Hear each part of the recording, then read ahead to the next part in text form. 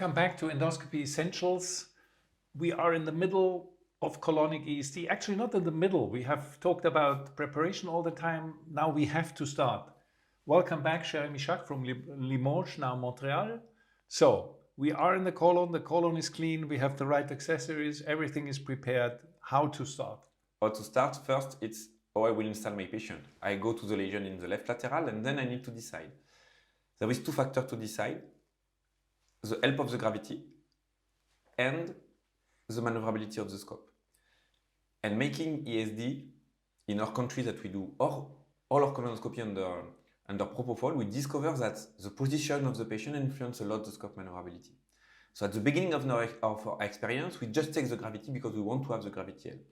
And now, because of traction, because of saline immersion technique, because of experience that we discover, we have understood that the baddest things that we could have is the bad scope maneuverability. So finally, we turn the patient to check if we will have the best maneuverability ever. And we don't care about the gravity. And if it is in the right lateral position without help of the gravity, we put it like this because we have only one end as a surgeon in ESD. And so if its end is like a paraparatic end, it will be even much more difficult. So we need an end that answers perfectly. So we check the position like this, and people from UK can tell us, they turn the patient all the time during their screening colonoscopy because they do without any sedation.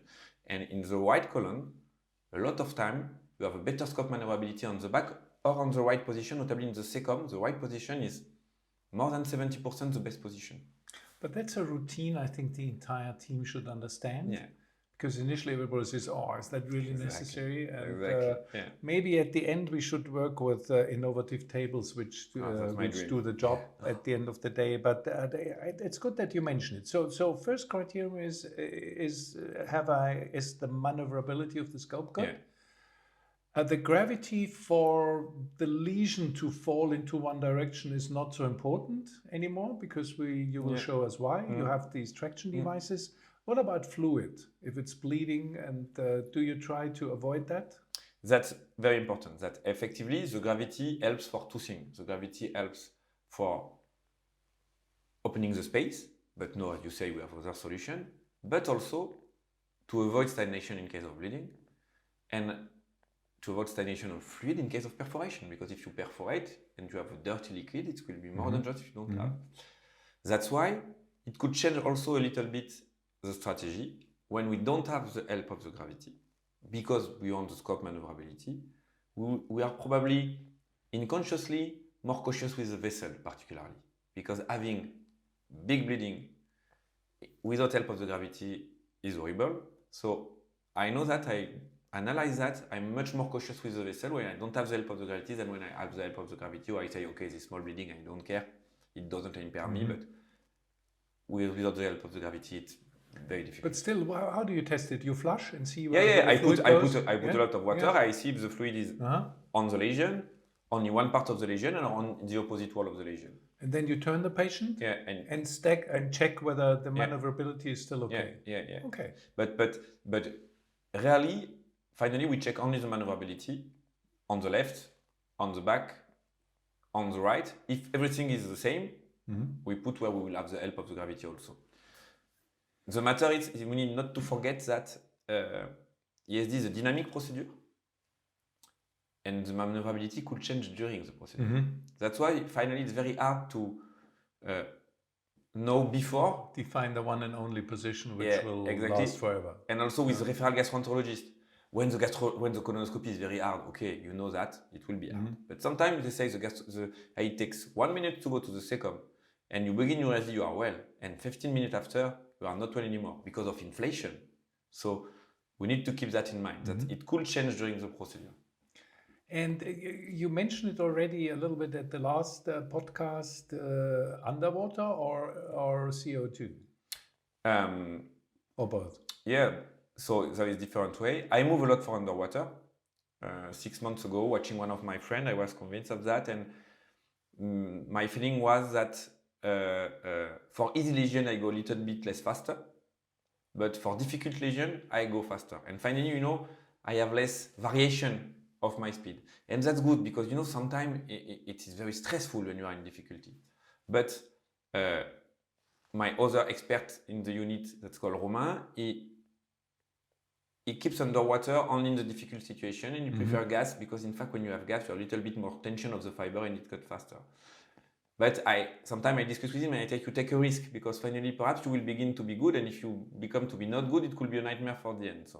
So it depends. But as I told you, no, with that anesthesia in Canada, clearly only underwater, because if you put gas, the patient becomes painful and it becomes difficult. Okay. So it seems that underwater is something we have been skeptical, but it's coming. Yeah. Okay. So whatever, air, water, or CO2 water, how do you start? Can you show us a schematic drawing? Yeah. What are you going to do? Yeah, the first start, and I think that's one of the best tips I learned from the Lyon team 5 years ago, is the injection. You see this draw.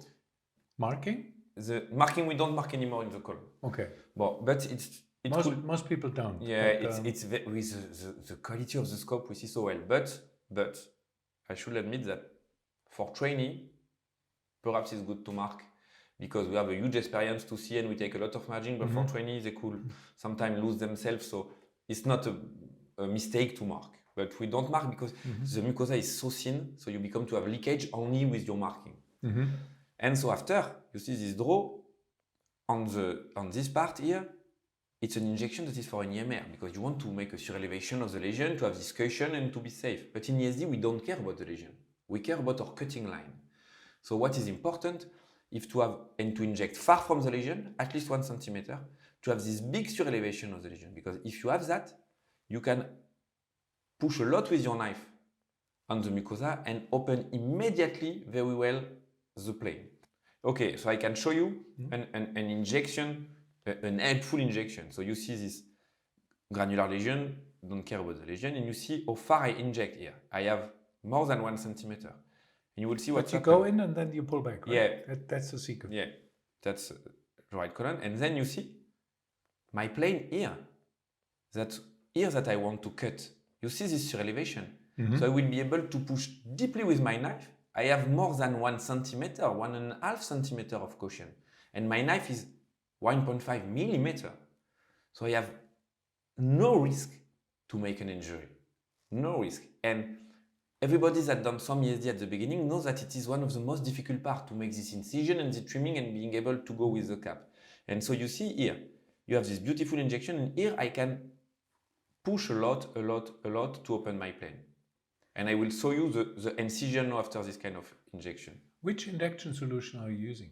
I am lucky because my pharmacy prepared me locally a glycerol mixture that we modified, because the initial glycerol mixture from Japanese was 10% glycerol, 5% fructose and 85% saline, and we make 20% glycerol and 80% saline. We remove the fructose because we have the impression, and we have done a small study on animals, that the fructose makes caramelization of the knife with the voltage and with the heating of the probe. And so we remove that and we put only glycerol, and it's a local prepared solution. Saline is not possible? Yes, we have some friends that use only saline. We succeed, in particular now because of the traction. But I like, at least for the first injection, because sometimes it's a bit complicated to get these special solutions. You're right. Everybody uses something else, and Japanese using different things.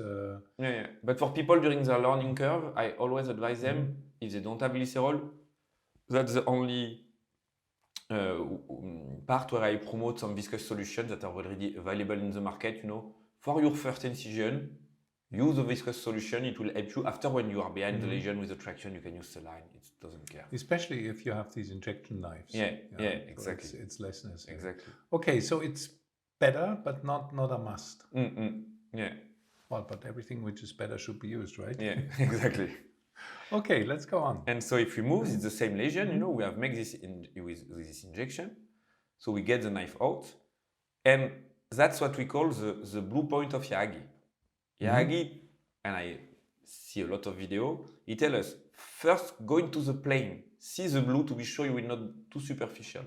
And then we make, after then we have some experience, you can immediately feel, but at the beginning, make sure that you are in the good plane, and then you will put your knife with a good level of pressure. You see, I deform the mucosa, I push, and now I cut, and you see how the plane is well opening. And I'm not afraid. I'm tangential, and I have 1 centimeter of cushion. So immediately the plane is opening. And so you can immediately do your trimming. You know, it's the first cutting of the first mucosal fiber, and you have a lot of space. The knife is still out. The knife is still out, yeah. But you know, my knife is 1.5, and here I have still 1 centimeter of cushion. And I do this trimming, you know, I make some up, you see, to make a small deformation of the mucosa to be sure I not go in direction of the muscle. And sometimes that we adapt here, you know, a lot of time, notably the Japanese, I'm worried not to every time agree with the Japanese, they work very closely for the incision. But if you work too closely, you make some down, you make a compression of the plane, and your knife is going in direction of the muscle. In fact, it's geometry, so you get a little bit more far, and you can make a tangentialization of your plane, because ESD, it's all about being tangential to the muscle. When you are tangential to the muscle, you are safe. So when you are safe, you can be fast. Yeah, the more rectangular you get, the more dangerous it is. Exactly. Because the current goes into the muscular layer. Yeah. Okay, but you're still close enough. Yeah, of course, not too far. You have some mark, but not sometimes so close that you become perpendicular to the muscle. And then after, you see, I improve to the left part, and it's the same. The knife, here it was. You see, the scope maneuverability was not perfect in this case. Which is very quick, huh? Yeah. It's after, you know, but when you know that you have place where you are not afraid, that's all it become quick, in fact, because that's all this small. ESD is just an accumulation of small detail, in fact. And that's a small detail, but that changed my life when I understand this injection and this movement. And the fact that here, you see, I make some deformation here. You see the deformation? We have seen the deformation of the mucosa in the up direction. I call that the Ken Wata movement. It's Ken Wata from Japan. I see him doing that. And I see him doing that in a video on YouTube about the Tokyo Live endoscopy. And I think it was Professor Yagi behind him. Was not happy that he do like this. So he, no, you should be very close to see. And Ken Wata explained why he was doing that, because to be tangential.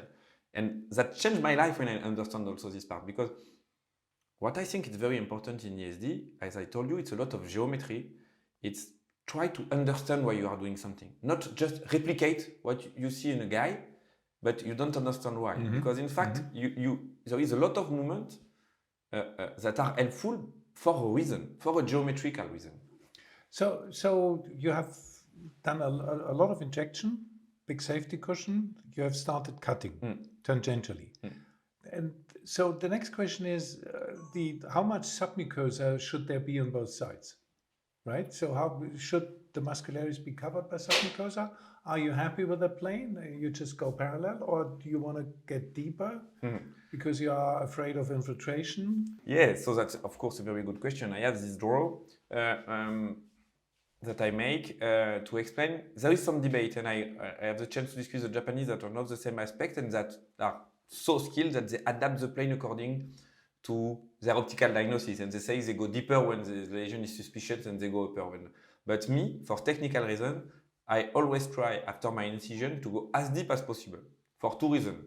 Increase my vertical margin if I miss a cancer, because I'm humble and I know that optical diagnosis is hard, and I'm not that Japanese being able to analyze every pit and every vessel. And also for the vessel part, because the vessel are like, you know, some trunk that come from outside and that will make some ramification in the upper part of the mucosa. And it's much more easy, you know, to coagulate only 5 big vessels than to have all these small vessels that will have oozing and oozing all the procedure. But also here in that schematic drawing, there is some submucosa left. So if we go back to the video, you seem to be maybe somewhere in the middle. You have submucosa upwards and submucosa downwards. So is that too high? No, you are right, and that's important. It's because it's the incision. And you see, I'm in the normal mucosa at this part. So in this part, I will not have some vessel a lot. So you will go deeper a little bit? I will go deeper just after when I've put my traction and I will begin my real submucosal dissection. It's at the incision, because at the incision we want to be safe, and I feel That's the most dangerous part of the procedure, the incision, because it's a blinded phase. And after, if you have your traction and you have a good manipulation of your scope, normally when you finish the incision, you will not have blinding phase anymore. So you can go deep because you will see always your muscle. So if you cut it, it's a pain. So that will be because of a mistake, not because that you don't see it. It will be a technical mistake and it's happened. And also we have to say that, you know, the submucosa covering the muscular layer, if you expose them to a greater extent, it might gape. And mechanically you sort of sometimes scrape it away. So I think it's probably a good way to leave something and see, yeah, and have a tendency to go a little bit deeper. That's what you're doing. Okay, good.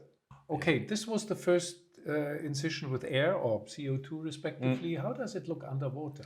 Underwater, you will see it's surprising because at the beginning, I think it will be difficult. You will see on this video, finally the water pushes the plane and it looks that we cut a little less faster, but in fact, because you use saline, you have constant injection in your plane, and you see better the plane about the trimming. You are even less blind. And for cutting the mucosa, it's a little bit less faster, but for cutting the submucosa just after, it's much, much more efficient and much more safe because you always see what you are cutting. You will see, I'm cut the mucosa, and then with constant pressure, it's not, in fact, it's more water pressure than underwater. It injects the plane and we see well the plane and the muscle just behind. And it was, you see, I have a short ST hood cap, so it means that it was a very difficult lesion. And we have these planes that stay very, very well because you have this buoyancy effect of the water. A silly question, what does underwater mean? Who is flushing? It's me. That's you become a little bit crazy, you know, with the ESD. You have the two pedals with the yellow and the blue. Then you have the pedal for injection for the knife, and then you have the pedal of washing. And in fact, I found a position where I'm constantly flushing my scope with my right foot, and then working with only one foot for the pedal. It's quite surprising, but some friends have a good idea. They give the pedal to an assistant and they say flush, or they say they decrease a little bit the pressure and they say to them to constantly flush. I prefer doing it myself, but you know, it's a little bit gymnastic. That's in reality how much flushing? 100% of the time, 50% of the time? For the incision, 100% of the time. When you are below the lesion, less, but for the incision, 100% of the time.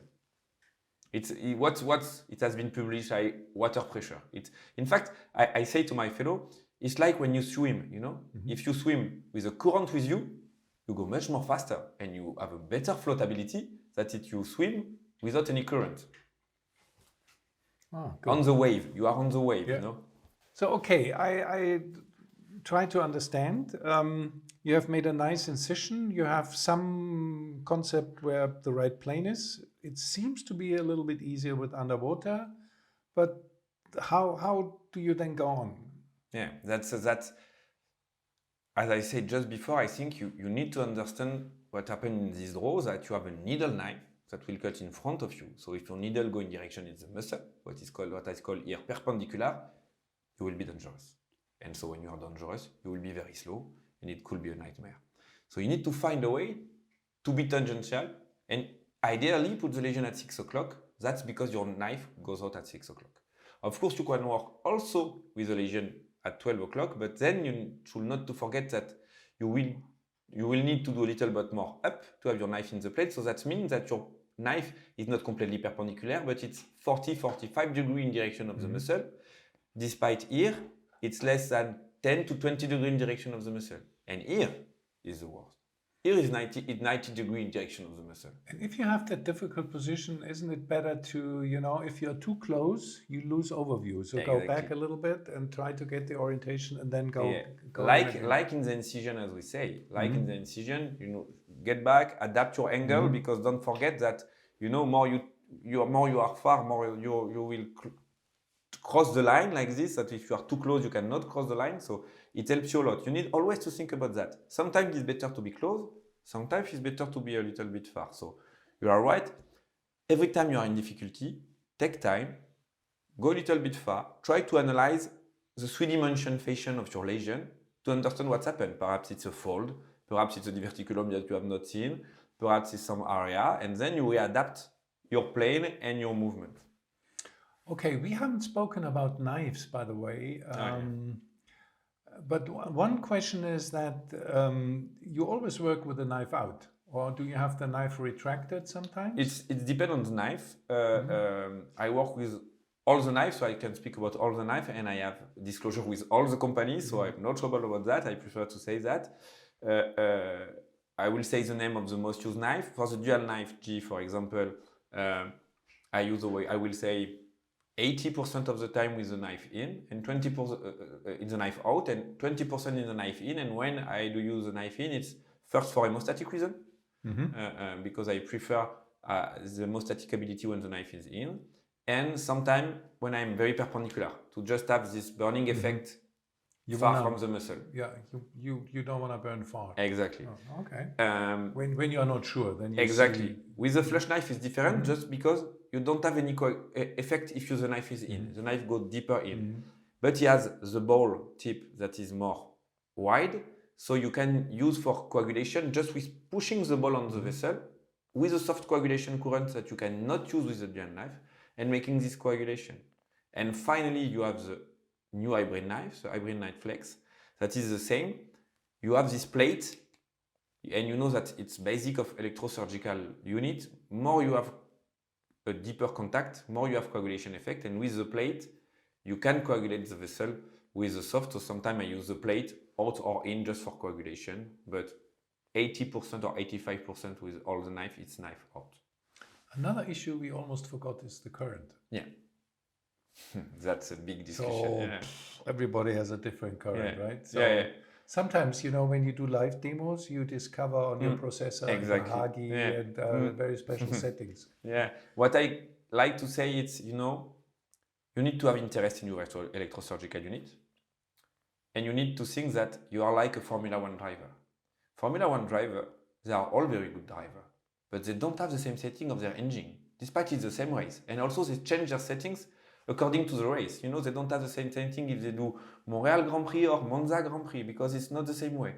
For me, it's quite a little bit the same in ESD. I have my classic setting, but sometimes I change because I have more fibrosis, because I have more vessel.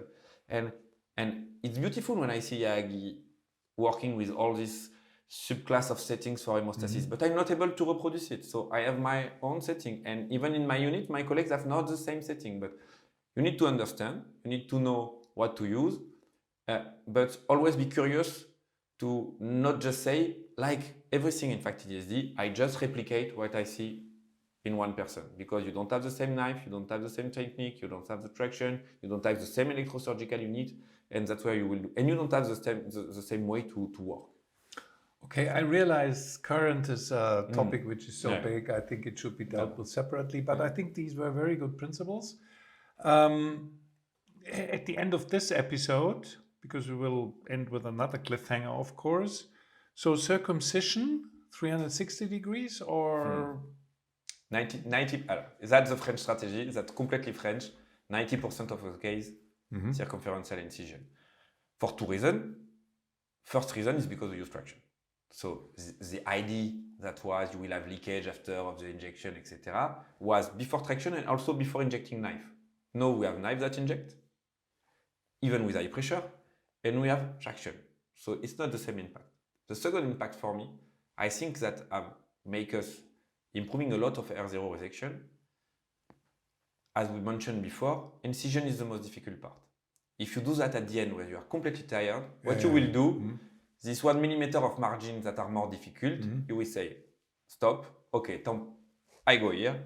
If you are at the beginning, you are still fresh, you will be careful. And you will take this 4 to 5 millimeter more until the end. Because when you finish your incision, it's over. You are R0 or not, it's over, except if you don't succeed. But you cannot re-increase your margin. So that's why it's very important for me, I am fresh, I make my margin, and then, okay, I can move to the dissection. I like that conclusion because it simplifies. When a few years ago we saw different strategies and you leave this side and that side, and it was very confusing at the end. And I also agree that's the most challenging part. So you bring this behind you And then what we are going to do, we will discuss in the next podcast. Thanks very much. Thank you.